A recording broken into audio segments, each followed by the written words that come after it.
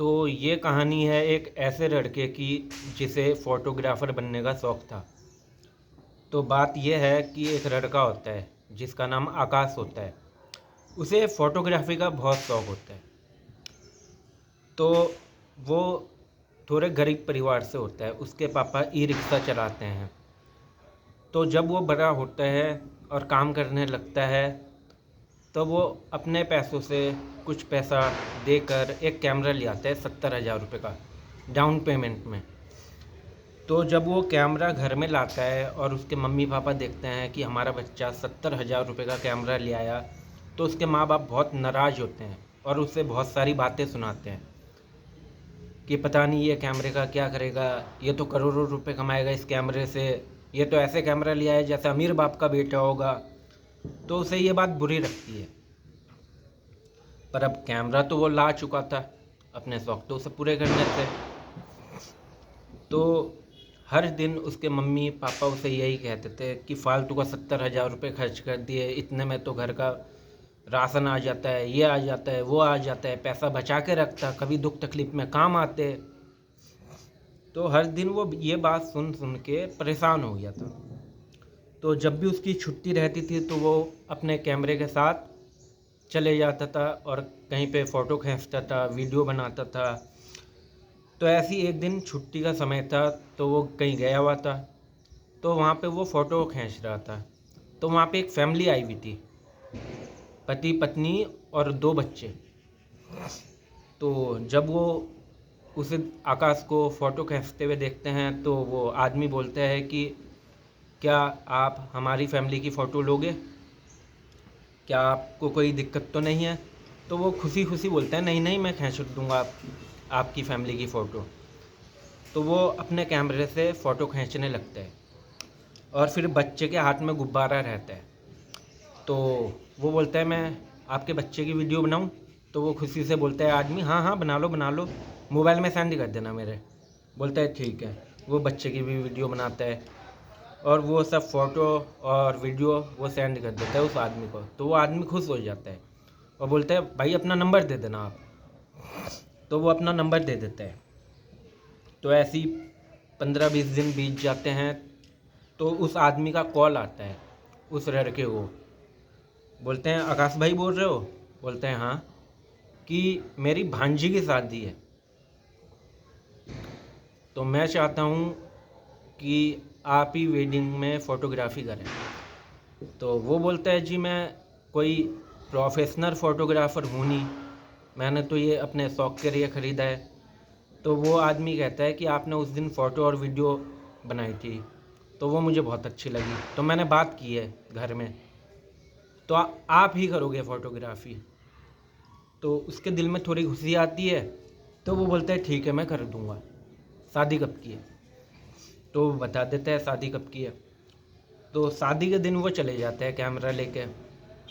तो वो वहाँ फ़ोटो खींचता है, वीडियो बनाता है और 3-4 दिन बाद एल्बम देने जाता है। तो पूरा परिवार उसकी तारीफ़ करता है कि वाह क्या फ़ोटो खींची है, क्या वीडियो बनाई है, बहुत अच्छी फ़ोटोग्राफ़ी है। तो वो आदमी भी बोलता है अपने रिश्तेदारों को कि हाँ मुझे पता था, मुझे ये पहले भी मिला है, इसने मेरी फ़ोटो खींची है, फैमिली की वीडियो बनाई है। तो उसे वो पैसे दे देते हैं, जो भी उसका पैसा होता है वो दे देते हैं उसे। तो जब वो आकाश पैसा लेके घर में आता है अपने मम्मी पापा के पास, तो उसके मम्मी पापा खुश होते हैं कि आज हमारा बेटा किसी की शादी में वीडियो बना रहा है, क्योंकि उन्होंने कभी सोचा ही नहीं होता। वो तो उसे ताना सुनाते रहते हैं कि ये 70,000 का कैमरा ले आया, कहाँ से लाया पैसे, इतने पैसे में तो ये हो जाता वो हो जाता। तो उस दिन उसके मम्मी पापा को खुशी हुई कि हाँ हमारे बच्चों को भी कोई अच्छा मानता है, बुलाता है और अपनी शादी में बुलाता है फ़ोटोग्राफ़ी के लिए। क्या मेरा बच्चा इतना ऊपर चला गया, इतना अच्छा फ़ोटोग्राफ़र है कि लोग अब बुलाने लगे। तो अब जब ये बात हल्के हल्के उसकी मम्मी गांव में बताती है और गांव वालों को भी पता होता है कि हाँ भाई उसके पास कैमरा है, उसे फ़ोटोग्राफ़ी का शौक़ है, उसने कैमरा ख़रीदा है, तो गांव में भी कोई भी फंक्शन होता है तो उसे ही बुलाते हैं। तो ऐसे कर कर के उसके पास पैसे आने लगते हैं। जॉब तो वो छोटी मोटी कर ही रहा होता है और फ़ोटोग्राफ़ी से भी पैसे आने लगते हैं। तो वो अपने कैमरे की किस्त दे देता है, पूरी ख़त्म कर देता है। तो ऐसे ही कुछ दिन बीत जाते हैं। तो वहाँ से उस आदमी का फिर से दोबारा कॉल आता है, बोलता है कि एक शादी और है यहाँ पे, आपको आना पड़ेगा, आपको वीडियो बनानी पड़ेगी, फ़ोटो खींचने पड़ेंगे। वो बोलता है जी मैं आ जाऊँगा। तो ऐसे करके उसका नाम फैल जाता है। अब कहीं पे भी कुछ भी हो उसे ही बुलाते हैं, उसे इतना अच्छा मानने लग जाते हैं कि उसे ही बुलाते हैं। उसकी फ़ोटोग्राफ़ी, उसकी वीडियोग्राफ़ी इतनी अच्छी होती है कि उसे बुलाने लगते हैं लोग, चाहे मोहल्ले के हो चाहे दूर के हो, उसे बुलाने लगते हैं और उसे पहचानने लगते हैं कि हाँ भाई ये आकाश है, ये फ़ोटोग्राफ़ी अच्छी करता है, वेडिंग में भी काम करता है, वेडिंग में भी फ़ोटोग्राफ़ी करता है। तो ऐसे जब उसके घर वालों को पता लगता है, आकाश के घर वालों को, तो वो बहुत खुश होते हैं, क्योंकि उनके लिए एक सपना होता है कि मेरा आकाश, ये 70,000 रुपये का कैमरा तो इसने ले लिया, पर इसका कुछ यूज़ है भी या नहीं है। और जब उसे काम मिलने लगते हैं फ़ोटोग्राफ़ी का, तो वो देखता है कि अब काम इतने मिल रहे हैं कि नौकरी नहीं की जा रही, अब नौकरी से बार बार छुट्टी तो ले नहीं सकते। तो वो बहुत सोच समझ के वो इसी काम में आ जाता है फ़ोटोग्राफ़ी में, क्योंकि उसका शौक़ भी होता है और अब पैसे भी आने लगते हैं इससे, तो वो अपनी नौकरी छोड़ देता है। और कुछ दिनों में ही वो इतना पैसा कमा रहता है और इतना नाम कमा रहता है फ़ोटोग्राफ़ी से कि उसे कहीं नौकरी करने की ज़रूरत नहीं है। कहीं पे भी कुछ भी हो तो उसे ही बुलाते हैं और उसका ये खर्चा निकल जाता है, अपना खर्चा, अपने परिवार का खर्चा। तो इसलिए कभी भी आपका बच्चा कुछ चीज़ लाए,